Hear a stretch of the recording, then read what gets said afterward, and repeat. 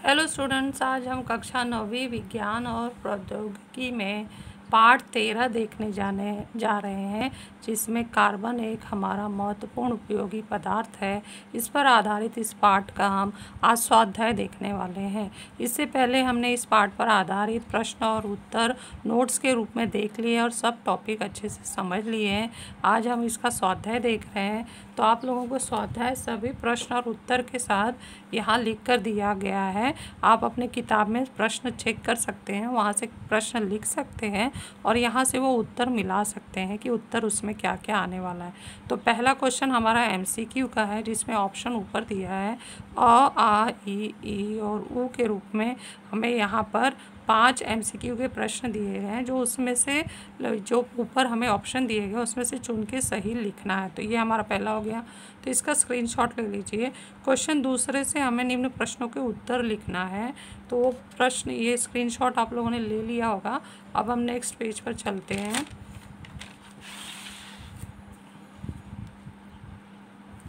ये second page है, इसका उत्तर लिखा गया क्वेश्चन 2 का। आ का उत्तर है, आ का उत्तर है। सब जो प्रश्न उत्तर है ना टॉपिक में समझाया गया है। जो टॉपिक में आप लिख चुके हो पाठ के, उसमें से अगर कोई क्वेश्चन रिपीट हो रहा है तो दोबारा लिखने की ज़रूरत नहीं है, और जो नया प्रश्न उत्तर दिया जा रहा है उसी को लिखना है। ये हमारा आ प्रश्न का उत्तर है। कार्बन यौगिक कौन कौन से रूप में पाया जाता है, कहाँ कहाँ पाया जाता है? तो CO2 में, जीवाश्म ईंधन में। फिर यहाँ का स्क्रीनशॉट ले लीजिए। कार्बोहाइड्रेट युक्त पदार्थ में, प्राकृतिक तंतुमय पदार्थ में, फाइबर में कहाँ पाया जाता है? और ये आ गया हमारा जो क्वेश्चन आगे का, जिसमें लिखा है कि हीरे का उपयोग लिखो। तो हीरे का उपयोग पेज नंबर दिया गया है, वहाँ से आपको कोई 4 उपयोग लिखना है। इसके बाद तीसरा प्रश्न है अंतर स्पष्ट करो, उसमें हीरा और ग्रेफाइट। तो ये आप लोगों को 2-2 पॉइंट में 2-2 मुद्दे ही सिर्फ लिखने हैं, क्योंकि हमें एग्ज़ाम में 1 नंबर पहला मुद्दा लिखने पर, दूसरा नंबर दूसरा मुद्दा लिखने पर मिलता है। तो ये इसका स्क्रीनशॉट ले लीजिए।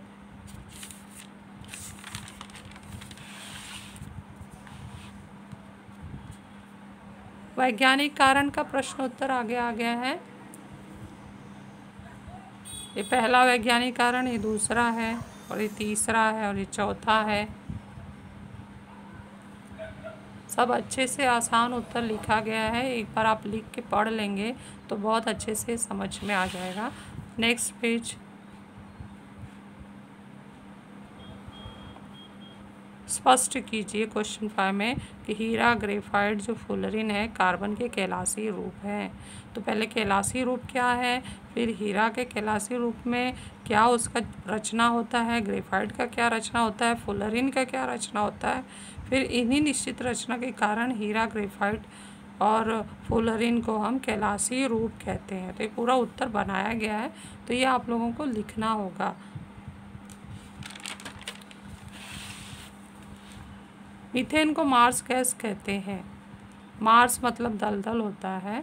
तो ये दलदल में जो पौधे प्राणी के अवशेष विघटित होते हैं कई दिनों तक सड़कर, जब उनका विघटन होता है तो उससे गैस तैयार होता है, और वो गैस दलदल की सतह से बाहर निकलता है। इसलिए, और ये गैस होता है मीथेन गैस, इसलिए मीथेन को मार्स गैस कहते हैं। तो ये हमें किताब में नहीं दिया गया, ये बनाया गया। ये उत्तर लिखना है, ये भी उत्तर आप लोगों को लिखना है। और ये जो प्रश्न है बड़ी ई का जो है उत्तर दिया है, कार्बन के विविध अपरूपों का उपयोग क्या है। तो ये सब किताब में दिया गया, और ये शायद आप लोगों ने कृति के रूप में लिख भी लिया है। तो बस मार्किंग कर लीजिए, इस तरह से ये आपने पहले लिखा होगा। पेज नंबर दिया गया है।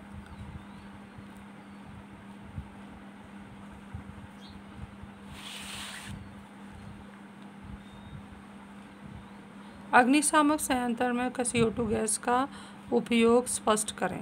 तो ये उपयोग हमने जो नोट्स लिखा है उसमें ये प्रश्न नहीं है, तो ये भी आप लोगों को लिख लेना है।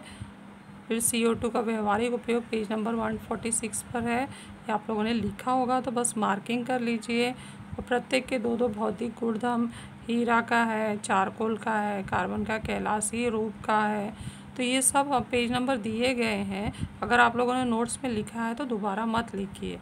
फिर क्वेश्चन 7 में रासायनिक अभिक्रिया पूर्ण करना है। तो मीथेन के साथ जब ऑक्सीजन क्रिया करती है तो कार्बन डाइऑक्साइड और पानी बनता है, उसमें निकलता है और उत्सर्जित होता है। फिर मीथेन के साथ जब क्लोरीन का रिएक्शन होता है प्रकाश की उपस्थिति में तो मिथाइल क्लोराइड बनता है और हाइड्रोजन क्लोराइड अम्ल भी बनता है। तो इसे क्लोरीनेशन की प्रक्रिया कहते हैं, जो आप लोगों को क्लास में बताया गया था। और फिर सोडियम ऑक्साइड करके जब कार्बन डाइऑक्साइड होता है तो सोडियम बाइकार्बोनेट और पानी तैयार होता है। तो ये पूर्ण करके रासायनिक अभिक्रिया दिया गया है। नेक्स्ट यहाँ कोयले का प्रकार पूछा है, बताइए और उनके उपयोग लिखिए। तो पेज नंबर 142 से ये आप ये सब टॉपिक पूरा कर सकते हैं। कोयले के प्रकार 3 जो हैं, पत्थर कोयला, चारकोल और कोक है, उन सभी के उपयोग लिखने। पत्थर कोयला का उपयोग क्या है, चारकोल का उपयोग क्या है और कोक का उपयोग क्या है, तो वो सब ये हमारा पहला प्रकार हो गया, दूसरा हो गया और तीसरे में हम लिखेंगे कोक का उपयोग। तो पेज नंबर 142 दिया गया है, वहाँ से ये लिख सकते हैं। और अगर नोट्स में पहले लिखे हैं तो ये क्वेश्चन नहीं लिखना है। फिर ग्रेफाइट विद्युत का सुचालक होता है। ये हमें किताब में एक छोटा सा प्रयोग दिया गया है, जिसमें पेंसिल का नोक बनाया गया और वहाँ से तार जोड़ा गया है और तार जोड़ते हुए बल्ब से जोड़ा गया है और विद्युत की से जोड़ा गया है। जब हम सेल से जोड़ा गया है तो जब हम जोड़ते हैं तो बल्ब जलने लगता है। तो इससे ये पता चलता है कि ग्रेफाइट जो पेंसिल में डाला गया है वो विद्युत का सुचालक है। तो पेज नंबर 141 पर आकृति है, उसी को देखकर विधि लिखना है, तो ये प्रयोग तैयार हो जाएगा। तो ये आप लोगों को लिख लेना है। फिर कार्बन के गुणधर्म स्पष्ट कीजिए। तो कार्बन का जो अपरूपता का गुण है, उसमें जो कैलाशी रूप और अकैलाशी रूप है, उनके ही गुणधर्म लिख देंगे तो ये कार्बन का गुणधर्म माना जाएगा। तो ये भी उत्तर तैयार किया गया है, इसका स्क्रीनशॉट लेकर लिख लेना है। ये हमारा इस स्वाध्याय का लास्ट भाग है। कार्बन का वर्गीकरण करो। कार्बन का 2 रूप है, कैलाशी रूप, अकैलाशी रूप। कैलाशी रूप में हीरा, ग्रेफाइट, फुलरीन पाया जाता है और अकैलाशी रूप में पत्थर, कोयला, चारकोल और कोक। और पत्थर कोयला के 4 कोक होते हैं, पीट, लिग्नाइट, बिटुमिनस और एंथ्रेसाइट। तो इस तरह से कार्बन का वर्गीकरण का एक चार्ट है। ये चार्ट याद रहेगा तो पूरा पाठ आसानी से याद रहेगा। ये एक प्रकार देखा जाए तो ये पूरे पाठ का एक चार्ट है। ये सब हम पढ़ लेते हैं तो हमारा पाठ कंप्लीट हो जाता है। फिर कार्बन डाइऑक्साइड के गुणधर्मों का पड़ताल आप कैसे करेंगे। तो जब हम प्रयोगशाला में कार्बन डाइऑक्साइड तैयार करते हैं तो उसके जब उस गैस जार जहाँ पर कार्बन डाइऑक्साइड गैस भरा है, उस गैस जार के पास यदि जलती हुई मोमबत्ती ले जाती है तो वो बुझ जाती है। तो इससे अर्थ यह निकलता है कि कार्बन डाइऑक्साइड गैस न तो ज्वलनशील है न ज्वलन सहायक है। और चूने के पानी में जब CO2 गैस प्रवाहित करते हैं तो वह दूधिया हो जाता है। कैल्शियम कार्बोनेट बनने के कारण सफ़ेद अवक्षेप होता है और वह जो पानी है दूधिया हो जाता है। तो इससे पता चलता है कि कार्बन डाइऑक्साइड कारण ये हुआ है।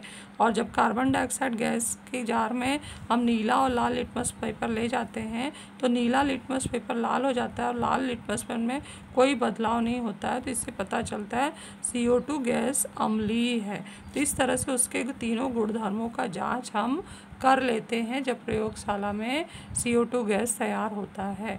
तो इस तरह से हमारा ये जो पाठ पूरा स्वाध्याय कंप्लीट होता है। तो आप लोगों को इसका स्क्रीनशॉट लेकर लिख लेना है।